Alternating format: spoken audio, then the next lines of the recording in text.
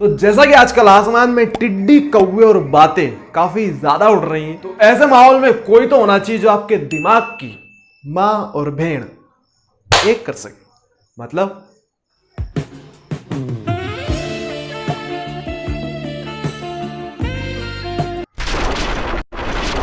इस बार की वीडियो काफी लेट है यार, बिकॉज पिछले दिनों हमारे लिए काफी नेगेटिव वाला माहौल रहा। हम लोगों की बिल्कुल भी इच्छा नहीं हो रही थी जब से हम लोगों ने सुशांत सिंह के बारे में सुना, लेकिन जब तक मैं आप लोगों के लिए कैमरे के सामने बड़बड़ ना कर लूं, मेरा रात का और दिन का खाना नहीं पचता। अब होगा प्रेशर अच्छे से रिलीज। चाचा ये सवेरे सवेरे क्या मेरे को यही देखने का है क्या? आज के टाइम में खजाने को खोजना या फिर खजाने के बारे में सुनना ही खजाने वाली बात होती है, लेकिन आज मैं आपको दूंगा एक ऐसे मिस्टीरियस खजाने की चाबी जिसको अगर आपने सही ताले में फिट कर दिया तो रातों रात आप बन जाओगे करोड़पति, और वो भी बिल्कुल फ्री। अब खजाने की बात है तो कई लोग विश्वास करेंगे, कई लोग नहीं करेंगे। मत करो, मेरा क्या जाता। गांधी जी के 3 बंदर, बुरा मत देखो, बुरा मत कहो, बुरा मत सुनो, ये तो हम बचपन से सुनते आ रहे हैं। लेकिन अगर मैं कहूं कि वो 3 नहीं बल्कि पूरा का पूरा एक गिरोह था।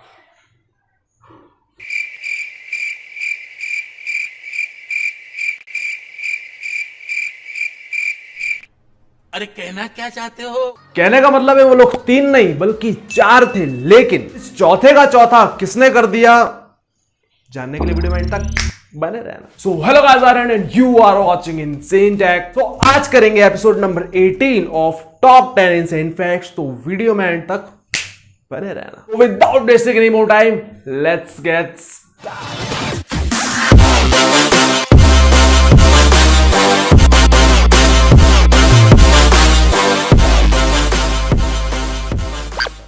ये मैं नहीं कहता, एक रिसर्च कहती है कि अगर कोई लड़की लड़का यानी कि कपल्स शादी करते हैं बहुत ज्यादा खर्चा करके, यानी कि जब 2 मालदार पार्टी आपस में शादी करती है तो उनके ज्यादा चांसेस होते हैं डाइवोर्स के मुकाबले जिन लोगों ने सस्ती सुंदर टिकाऊ टाइप शादी करी होती है। ये रिसर्च अमेरिका के इमोरी यूनिवर्सिटी के 2 इकोनॉमिक्स प्रोफेसर एंड्रयू फ्रांसिस और ह्यूगो मियालोन ने की है। ये बात एक जोक से कम नहीं है, लेकिन कोशिश करना कि हंसो ना।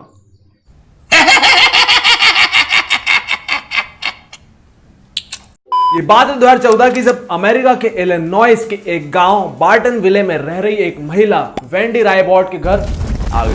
अब टाइम रहते उन्होंने फायर ब्रिगेड को कॉल करा और फायर ब्रिगेड गलती से टाइम पे भी आ गई और उनको और उनकी बच्ची को दोनों को बचा लिया गया। अब फैक्ट मैं लेके आया हूं तो कुछ तो टेढ़ा होगा, तो सुनो। राहत की सांस लेने के बाद वेंडी को याद आया कि वो अपना मोबाइल फोन तो अंदर ही भूल गई। अब मोबाइल फोन के लिए वो भागी बहुत तेज भागी और उनके पीछे भागे फायर ब्रिगेड वाले और वेंडी कूद गई घर के अंदर फोन बचाने के लिए, लेकिन फोन बचाते बचाते वो खुद को नहीं बचा पाए। अब उनकी इस दीवानगी को देखकर जमाने में तो एक ही बात हो रही थी,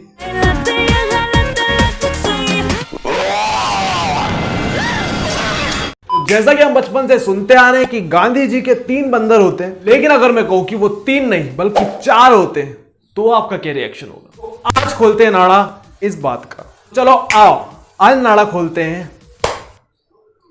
पहले वाला ही सही था। बुद्धिस्ट रिलीजन के हिसाब से उनके 4 प्रिंसिपल होते हैं जो कि उन 4 बंदरों को लेके दर्शाए जाते हैं, जिनमें कि पहले के 3 दर्शाते हैं बुरा मत देखो, बुरा मत बोलो और बुरा मत सुनो, जैसा कि हम सब लोग जानते हैं। लेकिन जो चौथा बंदर था वो दर्शाता था कि बुरा मत करो। अब सवाल ये उठता है कि ये 3 बंदर ही आज के टाइम में क्यों जाने जाते हैं मुकाबले चौथे के? तो मैं आपको बता दूं, अगर आप इन 3 प्रिंसिपल्स को अपने जिंदगी में फॉलो करते हो तो आपको चौथे की जरूरत ही नहीं पड़ेगी। और कमाल की बात तो यह है कि इन बंदरों के नाम भी, पहले का नाम है मीजारू, दूसरे का नाम है किकाजारू, तीसरे का नाम है यवेजारू और चौथे का नाम है सेटजारू। लेकिन जैसा कि आप लोगों को पता है आजकल सिर्फ एक ही बात चलती है,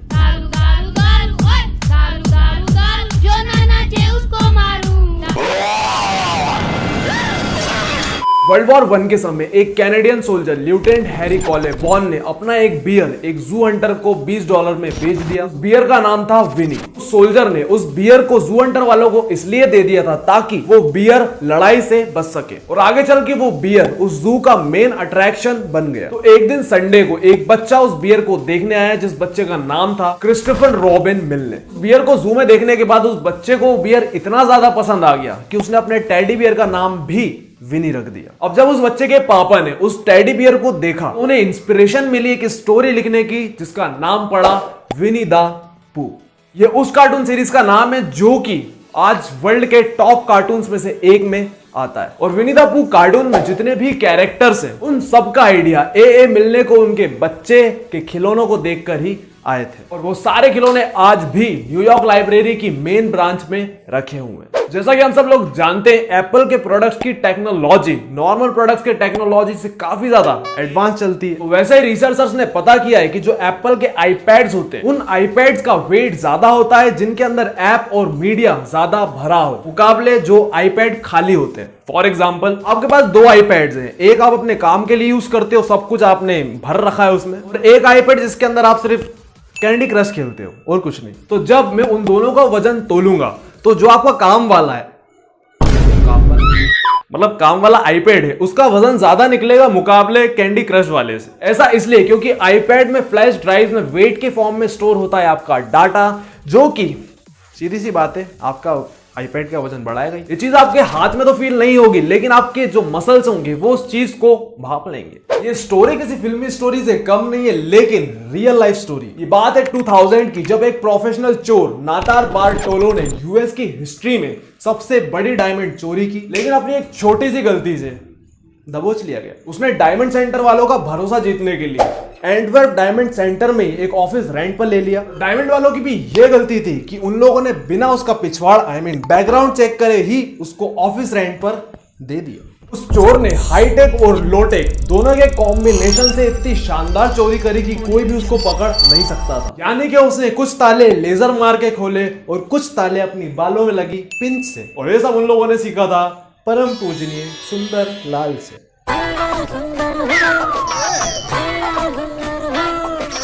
चोरी इतनी शानदार तरीके से की गई थी कि पुलिस को एक भी सुराग नहीं मिल रहा था चोर तक पहुंचने का। तभी उन पुलिस वालों को मिला एक देवदूत, जिसके कारण वो चोर तक पहुंच पाए। यानी कि उस सेंटर के सबसे पास रहने वाले एक बंदे ने पुलिस को बताया कि उसने अपने घर के गार्डन में कुछ अजनबियों को देखा जो कि उसके गार्डन में कचरा छोड़ गए थे। जैसे कि उसका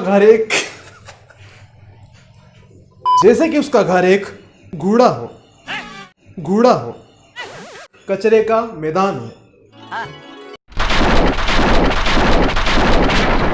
अब जब वो कचरा पुलिस वालों ने चेक किया तो उसमें मिला उस डायमंड सेंटर के पेपर्स, कुछ वीडियो कैसेट्स और एक आधा खाया हुआ सैंडविच। और यही वो सैंडविच था जिसके चलते उस खुले सांड तक पुलिस पहुंच पाई। यानी कि उस सैंडविच में मिले डीएनए टेस्ट के द्वारा पुलिस उस तक पहुंच पाई। अक्टूबर 15, 2013 जब एक गाना लॉन्च हुआ और उस गाने ने पूरी दुनिया में अपना नाम जमा लिया। उस गाने का नाम था रैप गॉड बाय एमिनेम। इस गाने ने नेम, मेम, फेम, शेम सब कुछ कमाया था।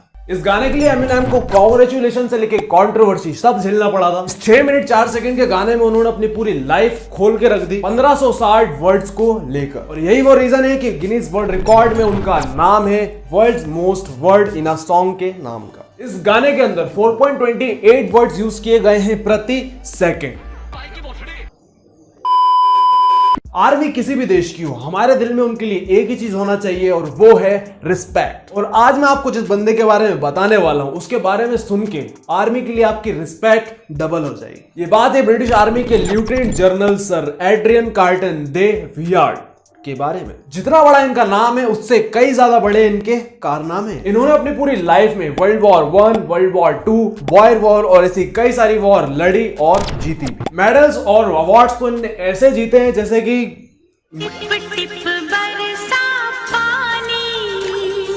समझ रहे हो। मैं आपको इनके बारे में इसलिए बता रहा हूं क्योंकि वॉर के टाइम पे इनकी पूरी बॉडी छलनी हो गई थी, लेकिन ये फिर भी उस वक्त लड़ते रहे। इनकी स्कल पे गोली लगी, इनकी ईयर पे गोली लगी, इनकी आंख पे गोली लगी, इनकी फेस पे गोली लगी, यहां तक कि इनके हाथ पे, शरीर पे, हिप पे लेग्स पे, एंकल पे, पूरी बॉडी पे गोली लगी, लेकिन फिर भी ये बंदा लड़ने से पीछे नहीं हटा। और यहां तक कि वर्ल्ड वॉर 1 में तो इनका एक हाथ भी इन्होंने गवा दिया, लेकिन उसके बाद भी ग्रेनेड की पिन अपने मुंह से निकालकर वो दुश्मनों पर फेंकते रहे। अगर हम सोचे तो ये बिल्कुल गेम की तरह खेलते थे कि गोली लगी, मेडिपैक लिया, फिर चालू, गोली पड़ी, मेडिपैक लिया, फिर चालू। ये सारी चीजें सुनने में तो काफी इजी लगती है, लेकिन आप खुद जानते हो कि गोली पड़ना, हाथ टूट जाना और उसके बाद भी लड़ते रहना किस हद तक का पागलपन हो सकता है। और एटीट्यूड हो तो इनकी तरह हो, मेरा तो यही कहना है। जब इनकी आंख में गोली लगी थी तो डॉक्टरों ने इनको सजेस्ट करा कि आप एक नकली आंख लगवा लो। तो जब ये हॉस्पिटल से घर जा रहे थे तो बीच में टैक्सी में इनको वो नकली आंख प्रॉब्लम कर रही थी, तो इन्होंने वो आंख को निकाल कर ही फेंक दिया और अपने आंख पर पट्टी बांध दी।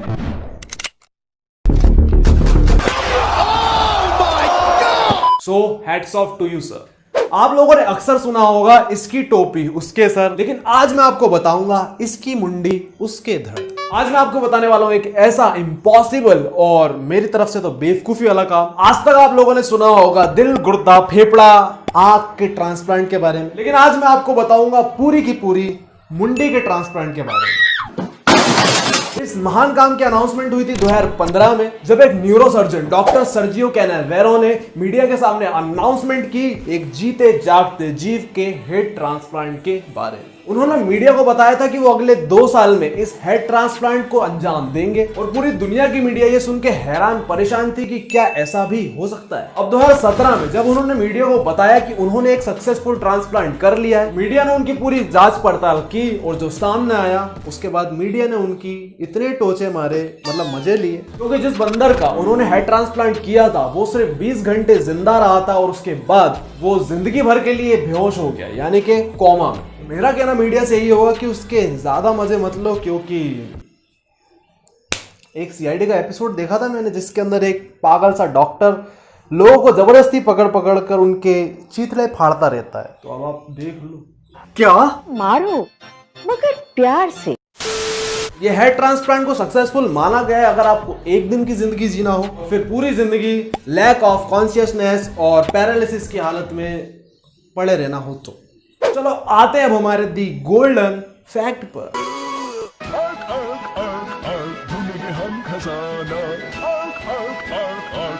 तो ये बात स्टार्ट करी थी फॉरेस्ट फैन नाम के एक बंदे ने, जो कि एक रिटायर्ड आर्मी ऑफिसर है। फैन पहले यूएसएफ में एक पायलट थे मेजर रैंक पर, लेकिन जब वो रिटायर हुए तो उन्होंने अपने एक दोस्त के साथ पार्टनर में एक गैलरी खोल ली। अरे आर्ट गैलरी कौन बोलेगा, गैलरी खोल ली। गैलरी तो घर में भी होती है। चल भाई तू गैलरी खोल ली। जब वो रिटायर हुए तो उन्होंने अपने दोस्त के साथ मिलकर एक आर्ट गैलरी खोल ली, और फिर एक दिन 1988 में उनको पता चला कि उनको कैंसर है। अब उन्होंने सोचा कि जीने के हैं 4 दिन, बाकी सब बेकार दिन, तो क्यों ना कुछ इंटरेस्टिंग कर लिया जाए।